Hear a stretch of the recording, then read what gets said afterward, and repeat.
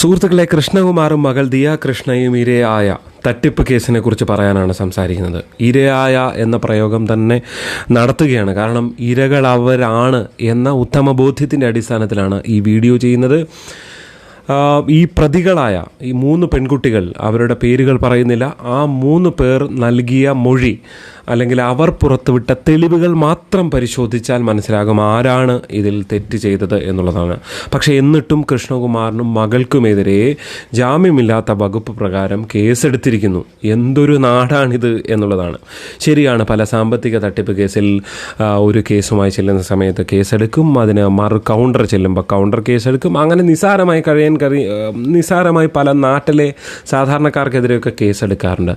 പക്ഷേ ഇവിടെ എന്തുകൊണ്ടാണ് ഇങ്ങനൊരു കേസിനെ ഒരു ഞെട്ടലുളവാക്കുന്നത് എന്ന് ചോദിച്ചാൽ അതിനൊരൊറ്റ ഉത്തരമേ ഉള്ളൂ. അത്രയധികം തെളിവുകൾ നിറഞ്ഞ ഒരു സംഭവം തന്നെയാണ് യഥാർത്ഥത്തിൽ ഇതിലുണ്ടായിരിക്കുന്നത്. എന്താണ് കൃത്യമായി നമുക്ക് പറയാൻ സാധിക്കുന്നത്? ഈ പ്രതികൾ സമർപ്പിച്ച ഓഡിയോ റെക്കോർഡിൽ ഈ പെൺകുട്ടിയോട് ഈ ദിയ ഭീഷണിപ്പെടുത്തി എന്ന് പറയുന്ന ഓഡിയോ റെക്കോർഡുണ്ട്. അത് പ്ലേ ചെയ്യുമ്പോൾ തന്നെ, ചേച്ചി ഞങ്ങൾ എടുത്തത് സമ്മതിച്ചതല്ലേ ചേച്ചി, ഞങ്ങൾ സോറി പറഞ്ഞതല്ലേ ചേച്ചി. അപ്പോഴാണ് ദിയ ചോദിക്കുന്നത്, എന്തോ സോറി എന്ന് രോഷത്തോടെ ചോദിക്കുന്നത്. ദിയ പോയി ഇവർക്ക് 2 പൊട്ടീര് കൊടുത്തില്ലല്ലോ എന്നുള്ളത് മാത്രമാണ്. ദിയ പറയുന്നുണ്ട്, ഞാൻ തറയാണ്, നിങ്ങളെക്കാളി തറയാണെന്ന്.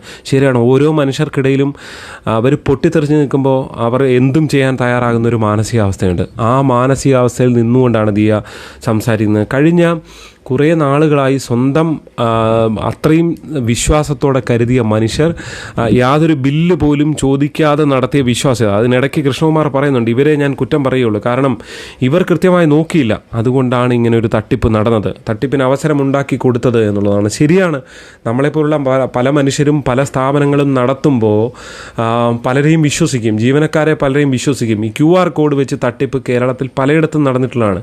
പല കടകളുടെയും മുന്നിലൊരു QR കോഡ് ഇട്ടിരിക്കും. ചിലപ്പോൾ പ്രായം പിടിച്ച മനുഷ്യരൊക്കെ ആയിരിക്കും കട നടത്തിക്കുന്നത്. ഇതിൻ്റെ തൊഴിലാളി വന്നിട്ട് പലവനും മുന്നിൽ സ്വന്തം പേരിലുള്ള ഒരു QR കോഡ് അടിച്ചു വെക്കും. ഈ പാവങ്ങൾ അറിയില്ല, പൈസ അങ്ങോട്ടാണോ വരുന്നത് ഇങ്ങോട്ടാണോ വരുന്നതെന്ന് അറിയില്ല. അങ്ങനെ തട്ടിപ്പ് നടന്ന് കേരളത്തിൽ അറസ്റ്റൊക്കെ രേഖപ്പെടുത്തിയിട്ടുണ്ട്.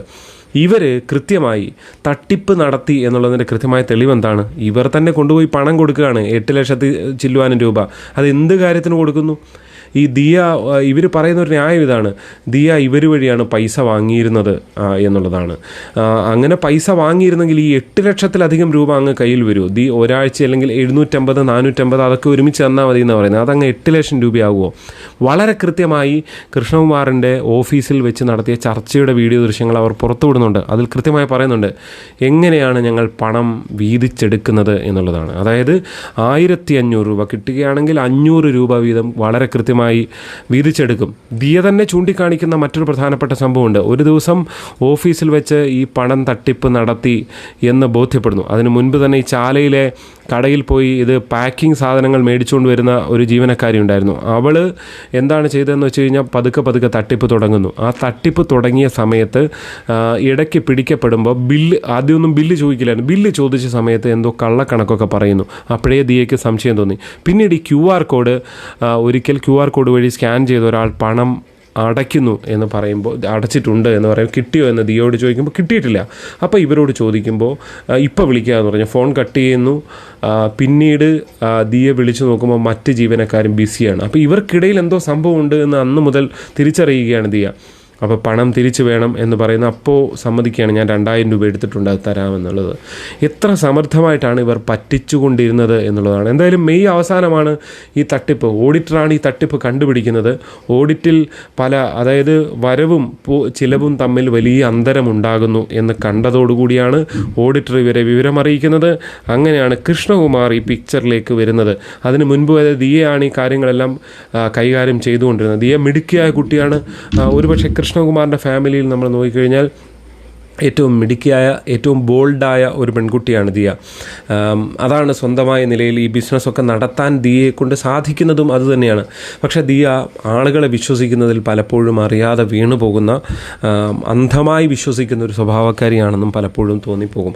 അങ്ങനെയുള്ളവരാണ് ഈ വിശ്വാസം വഞ്ചന നേരിട്ടു എന്ന് പറയുമ്പോൾ പൊട്ടിത്തെറിച്ചു പോകുന്നത്. ദിയയുടെ നിന്നെയൊക്കെ ഞാൻ ഈ തീർത്ത് കളയുമെന്ന് പറയുന്നതിലുണ്ട് ആ ഫീല്. ഇവരോട് എത്ര സ്നേഹമുണ്ടായിരുന്നു മാധ്യമം എത്ര വിശ്വസിച്ചവരല്ലേ പിന്നെയും ചതിച്ചല്ലോ എന്ന് തോന്നുന്നവരോട് ഞാൻ നേരത്തെ പറഞ്ഞില്ലേ, പോയൊരു പൊട്ടിര് പോലും കൊടുത്തില്ലല്ലോ എന്നത് മാത്രമാണ് ദിയയോടുള്ള സത്യത്തിലൊരു പരാതി. അങ്ങനെ ഒരു പരാതി ഇവരും പറഞ്ഞില്ല. എന്നിട്ട് തട്ടിക്കൊണ്ടുപോകൽ നാടകം, ആ തട്ടിക്കൊണ്ടുപോകൽ നാടകത്തിൽ കേരള പോലീസ് കേസെടുത്തിരിക്കുന്നു, മ്യൂസിയം CI കേസെടുത്തിരിക്കുന്നു എന്ന് പറയുമ്പോൾ എന്തൊരു ലോകമാണ്, എന്തൊരു കാലമാണ്. ഒരു കട നടത്തുന്നു, അയാൾ തട്ടിപ്പിനിരയാകുന്നു, ആ തട്ടിപ്പിനിരയാകുന്നതിന് തെളിവുകളടക്കം ഹാജരാക്കുന്നു, അതിൽ തുടർ നടപടിയോ ഒരു കേസ് രജിസ്റ്റർ ചെയ്തു എന്നൊരു മെസ്സേജ് പോലും വന്നതായിട്ട് ഇല്ല എന്നാണ് കൃഷ്ണകുമാർ പറയുന്നത്. ഒടുവിൽ സംസ്ഥാന മുഖ്യമന്ത്രിയെ തന്നെ പിടിച്ചിരിക്കുകയാണ്. അതായത് പിടിക്കുന്നു എന്ന് പറയുമ്പോൾ ഒരു പോലീസ് സ്റ്റേഷനിൽ ഒരു നടപടി, ഒരു നീതി കിട്ടിയില്ലേ പിന്നെ ആരെയാണ്? സംസ്ഥാനം ഭരിക്കുന്ന മുഖ്യമന്ത്രി അല്ലേ കാണേണ്ടത്? അങ്ങനെ കാണുന്ന സമയത്ത് അതിൽ നടപടി ഉണ്ടാകുമെന്ന പ്രതീക്ഷയാണുള്ളത്. ഇവർ പറയുന്നത് എനിക്കങ്ങ് കേന്ദ്രത്തിലാണ് പിടി എന്നൊക്കെ പറഞ്ഞിട്ടൊരു ഓഡിയോ റെക്കോർഡ് കാണിക്കുന്നുണ്ട്, ഞങ്ങളെയാണ് ഭീഷണിപ്പെടുത്തിയെന്ന് പറഞ്ഞിട്ട്. എന്നിട്ടൊരു പൊട്ടൻ ചെറുക്കൻ ഇരുന്ന് മാപ്പ് പറയുന്ന പോലെ, പൊട്ടൻ ചെറുക്കൻ എന്നുള്ളത് സാധാരണ പഴയ ഒരു നാട്ടിൻ പ്രയോഗങ്ങൾ പറഞ്ഞത് കേട്ടോ, അല്ലാതെ അയാൾ ഏതെങ്കിലും തരത്തിൽ പൊട്ടനാണ് അല്ലെങ്കിൽ വേറെങ്കിലും ഒരു ആ നിലയിൽ പറഞ്ഞതല്ല. പക്ഷേ എന്നുള്ള തന്നെയും അവനോട് വളരെ കൃത്യമായി പറയുന്നുണ്ട്, കൃഷ്ണകുമാർ പറയുന്നുണ്ട്, നിൻ്റെ വീട്ടിലേക്ക് ഒരു പോലീസ് ജീപ്പ് വരും, അതിൽ നീ കയറി അങ്ങ് വന്നാൽ മതി എന്നാണ് പറയുന്നത്. അതിന് ഇവർ പറയുന്ന ന്യായം എന്താണ്? എനിക്കങ്ങ് ഇവിടെയല്ല, ഇവിടുത്തെ കമ്മ്യൂണിസ്റ്റുകാരെന്നെ ഒന്നും ചെയ്യില്ല, ജാതി പറഞ്ഞു. അങ്ങനെ 100,000 ആക്ഷേപങ്ങളാണ് ഇവർ തിരിച്ച് ആലോചിച്ചുകൊണ്ടിരിക്കുന്നത്. എനിക്ക് കേന്ദ്രത്തിലാ പിടി, നിന്നെ കാണിച്ചു തരാമെന്ന്. എന്താ സംശയം? കൃഷ്ണകുമാറിന് കേന്ദ്രത്തിൽ പിടിയുണ്ടാകും, പലർക്കും, പല രാഷ്ട്രീയ നേതാക്കൾക്കും, പല സിനിമാ താരങ്ങൾക്കും ഒക്കെ പിടിയുണ്ടാകും.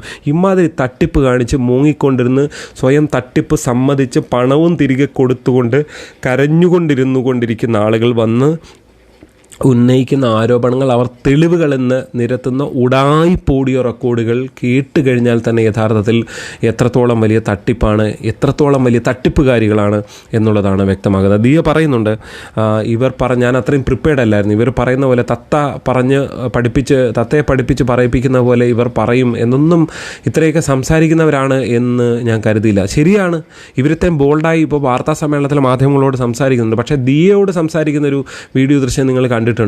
അതിൽ കാല് പിടിച്ചുകൊണ്ടാണ് അയ്യോ ചേച്ചി. അപ്പോൾ തൊട്ടടുത്തിരിക്കുന്ന ആൾ പറഞ്ഞു കൊടുക്കുകയാണ് ആത്മഹത്യ ചെയ്യും എന്ന് പറയാൻ. നിങ്ങൾ പോയി ആത്മഹത്യ ചെയ്യും, എന്തെങ്കിലും ചെയ്യാൻ ദിയ പറയുന്നുണ്ട്. അതായത് എടുക്കാവുന്ന മുഴുവൻ നാടകങ്ങളും എടുത്ത്, മുഴുവൻ കളിയും എടുത്താണ് ഈ ടീമുകൾ ഇവരെ പറ്റിച്ചുകൊണ്ടിരുന്നത് എന്നുള്ളതാണ് ഏറ്റവും ശ്രദ്ധേയമായിട്ടുള്ളത്. നിങ്ങൾക്ക് എന്താണ് ഈ വിഷയത്തിൽ തോന്നുന്നത് എന്ന് കമൻ്റായി പറയണം. എനിക്ക് വലിയ ആത്മരോഷം തോന്നുന്നൊരു കാര്യം, പെട്ടെന്ന് ഇങ്ങനൊരു വീഡിയോ ചെയ്യണം തോന്നിയൊരു കാര്യം, ഇവർക്കെതിരെ പോലീസ് കേസ് എടുത്തു എന്നുള്ളതാണ്. എന്തൊരു നാണം കെട്ട സംവിധാനമാണ് നമുക്കുള്ളത്. ഒരു കേസ് വന്നാൽ കൗണ്ടർ കേസ് കൊടുത്താൽ അത് പരിശോധിക്കാതെ അങ്ങ് കേസ് രജിസ്റ്റർ ചെയ്യുകയാണോ? ശരിയാണ്, ഇവർ പറയുന്നുണ്ട്. പക്ഷേ അതൊക്കെ എന്ത് അടിസ്ഥാനത്തിലാണ്? ഒരു തട്ടിപ്പുകാരോട്, തന്നെ തട്ടിച്ച ഒരാളുടെ അടുത്ത് ഇതിനപ്പുറത്തേക്ക് എന്ത് മാന്യമായിട്ടാണ് ഒരു മനുഷ്യൻ പെരുമാറുക? എനിക്കറിയില്ല, നിങ്ങൾ പറയുക. അപ്പോൾ കമൻറ്റുകൾ രേഖപ്പെടുത്തുക. ഉടൻ തന്നെ ഇതിൻ്റെ തുടർച്ചാ വീഡിയോകൾ ചെയ്യുന്നതാണ്. അപ്പോൾ നന്ദി.